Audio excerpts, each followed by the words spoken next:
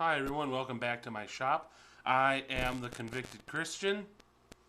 Second day back in my shop.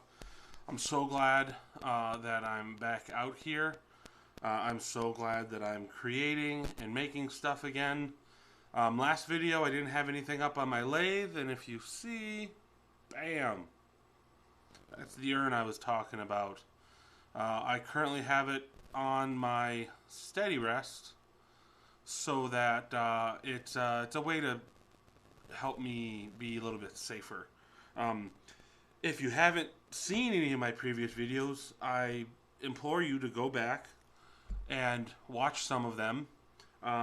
My first 6 videos are a little bit about me and the 5 steps that took me from being a criminal to where I am now. Just a short little bit, I am 7 years clean. I did almost 10 years in prison, and now I am free and off parole, all thanks to God's love for me. Yesterday was kind of a mishmash of a video. You know, it was just kind of me talking off the cuff about what I would like to see the channel and where I want it to go, and who it's really for and why I created it. And so it's Monday night and we are back to previously programmed schedule. And today, last night, after I did the video, I was sharpening carbide bits. Look like this is my little diamond one, and they're usually held in things like this. This is a round one right here, and carbide tools in turning, they don't really cut the wood, they scrape the wood. They have a very sharp point, and that is held parallel to, or perpendicular to the wood surface, and as the wood turns and as you pass it by, it lightly scrapes wood off. It's kind of the same thing if you've ever worked on wood, like a card scraper. Kind of the same concept, you know, you scrape it, you keep it pretty high angled up, and you scrape it, and it just takes off thin passes. Well, these, you know, the harder you push, the deeper you end up cutting. And I was thinking about it, and I was just kind of mulling over my head, for those of us that have did time, went to rehab, made some choices where you maybe had to leave a occupation, change careers, something along those lines. You know, sometimes we run into the feeling that we don't have anything left to offer. For me, my direct correlation to this is coming out of prison. You know, I spent almost 10 years in prison. And it was split up between 4 different incarcerations. And the last time when I actually wanted to change, when I wanted to stay out and actually be a productive, active member to society, I did all the right things. You know, I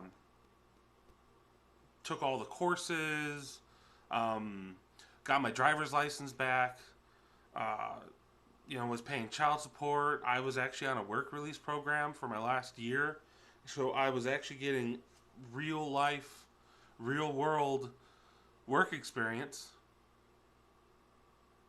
upon my release. So I was doing all the right stuff. I was making sure that the debt that I was given from society for breaking the rules, breaking the law, was 100% used. I didn't sit on my butt. I took programs that I wasn't required to take. I took the programs that I needed to take. I took programs that I thought I needed, even though the court system didn't think I needed. And then I get out, and lo and behold, no one cares. No one cares. I don't want to say no one. The people that you need to see how hard you're working it doesn't seem to matter sometimes. It was very difficult for me to get my first job. I continued working at the place I was working at before my release because at the time it was good money. I had already built up a rapport there, and I was a full-fledged employee. I wasn't like a prisoner employee. I was an employee of that company. When I had to leave that company because the distance that I had to drive was a little too far, and it was difficult to maintain the work, I ended up having to go through temp services. I ended up having to take a pay cut because even though I may have had the experience necessary to do other jobs, I was semi-skilled. I could operate a forklift, which a lot of people can. I could operate it proficiently. And I love forklifting. Actually, that's what I do now. But I could also operate a 10-foot stone saw and a 6-foot stone saw. I could accurately measure all of my axes. I could program it. I could make it run multiple cut programs. I could clean it. I could maintain some of it. I can't maintain everything, but I could maintain some of it. I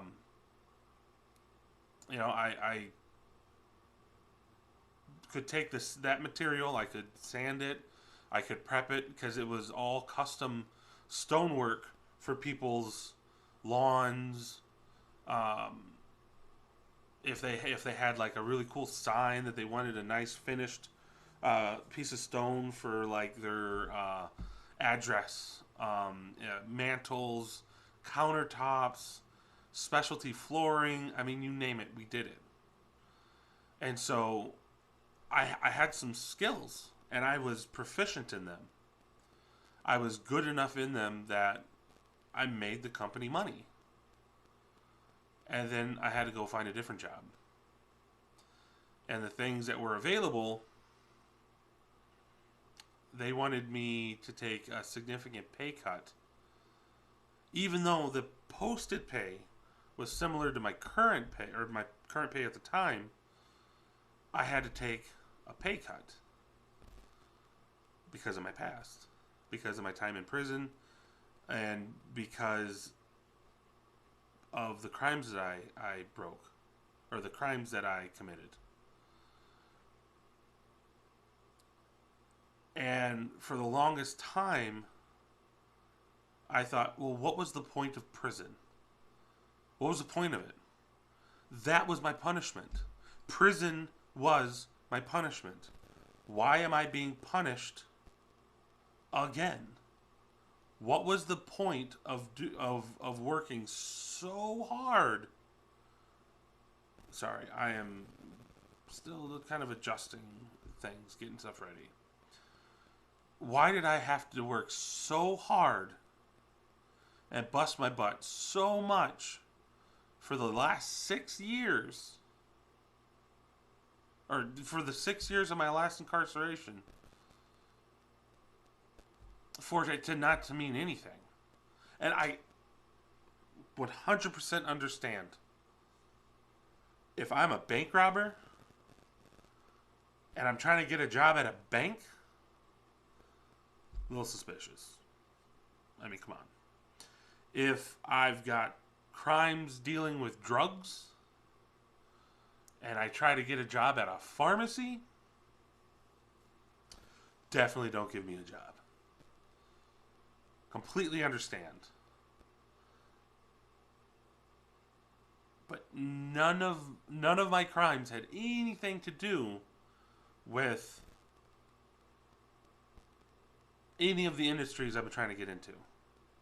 And at the time, they were great paying jobs, but I wasn't given the same pay for the same work as people that didn't have a criminal past. And yes, a lot of it was, well, if you work for a year or two, we will bump you to that. Okay, cool. You'll bump me to what I should have got when I first started. Well, the people that started when I started now have how many raises ahead of me? And it was frustrating. And it held me back a little bit.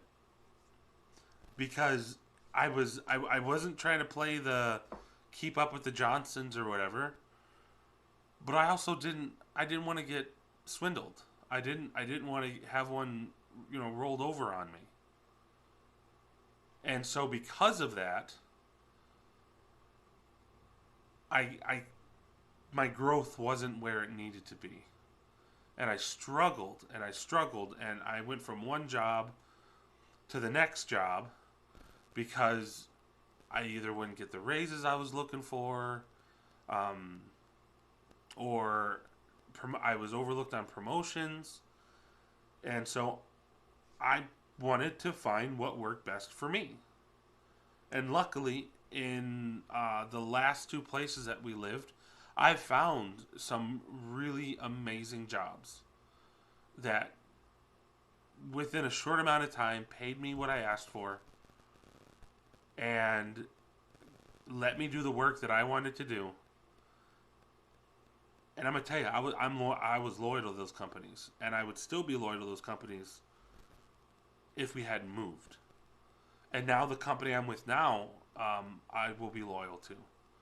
Because they took a shot on me, for me, whatever. And gave me the opportunity to prove that I can work. And now I've got decent benefits, all the stuff that comes with a decent job. And so I had to change my thinking a little bit. What worth do you bring? Not what worth can your company show you in your work. Because I know plenty of people that have gotten jobs they weren't qualified for, didn't have training for, had no reason doing on paper. But these were highly motivated, highly ethical people. And they were willing to do what it takes to get the job done, even if they didn't know exactly how to do it. They figured it out, and they learned, and they went through the process of doing the best with what they had. And so now, that's what I try to do. I just have that criminal background. And so if someone's willing to give me a shot based upon what I can already prove, there hasn't been more than maybe a couple weeks stretch that I haven't been without work since I was last released. That's huge. Because, yes, a resume can show you skills. A resume can show you what your licenses are. But what's the number one thing that resumes are going to show your employer if you're in recovery, if you're ex-prisoner, whatever the case may be? Attendance and perseverance at staying on the job. That's what a resume will show more than anything else. Are you going to show up time in, time out? And from those jobs, do you have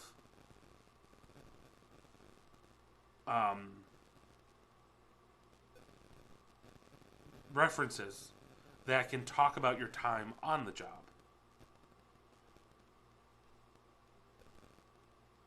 That's what a resume is really good for. Because you can talk about skills on your interview. But if you have poor attendance and you're hopping from job to job to job to job to job to job to job, no one's going to want to hire you. What's the point in investing in you? So, if you want a company to know your self-worth, then you need to be willing to put in the work and show what you're worth. I'm an ex-prisoner. I'm an addict, an alcoholic. I have worth. No one in the world can take that away from me. Does it mean I'm perfect? No. Does it mean I'm going to slip up? Sure. Does it mean that I have still a long road of improvement and learning? Absolutely. But the worth that I have now was hard earned by me putting in the effort. And all the effort that you put in to get out of prison, to get off drugs, to get out, to stop drinking, to get out of the situation that was pulling you down, to think about getting out of the position. That's effort in and of itself. And starting to take those first steps, geez, about to stab myself with a knife. That gives you worth. That effort. Because you can prove to this point what you can and cannot do. Now there's potential, and you can talk about that potential. But from right now, what effort you put in is the worth that you can show. Because if you've done it once, you can do it again. Don't downplay your worth, but don't withhold it from your future employers. Don't withhold it from landlords. Don't, whoever. Own your worth. Be proud of it. And show it. You are worthy. And you have the worth to prove it. Well, one of the things I wanted to show you guys is I got something pretty cool from a coworker. I got a piece of antler. This is whitetail. And I am going to be using some of this, probably this piece right here. I'm going to make a pen out of this. How cool is that? And I will show you the final product when that is done. And I can't wait to show you guys. So, if you're not subscribed, please, if anything that I said in this video or any of my other videos you enjoyed, please think about subscribing. Or if you're on Rumble, following. It does help. And I'm still trying to reach everybody. Something my wife told me the other day. Yesterday, to be exact. If I can reach one person, even if I don't know that I've reached that one person, if I can reach one person and I can help them out of whatever they're in, all of this makes it worth it. All of it. No money is worth it. No amount of clout, nothing. Helping people is where it's at. So, if you would like to subscribe, follow, awesome. If you could share this, please, that would be greatly appreciated, and it would mean a world to me. Because it seems like when people share it, I get a few more views. And who knows, maybe that one person is in those views. That would be amazing. If you want a shout out for sharing, if you want a shout out for subscribing or following, comment it to me, message me. If you can find me on Facebook under Convicted Christian, and I will put you in the next video. If you have a comment, condemnation, a question, if you just want to say what's up, comment. It will get into my next video.